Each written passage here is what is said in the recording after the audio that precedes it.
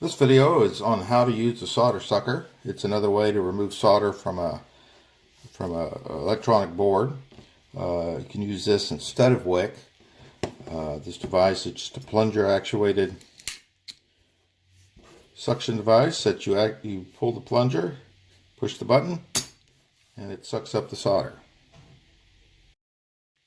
To use the solder sucker, we'll just heat up the lead through iron, put the sucker next to it, and pull the activation trigger. You can see it pulls the solder right out of that lead.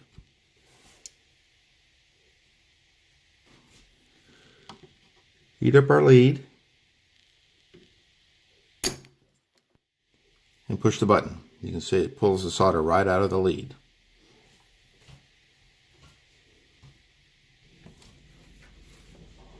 We'll do it on another one. The tip is heat resistant, but it will melt, so don't put your iron on it. Heat up the lead and pulls up the solder.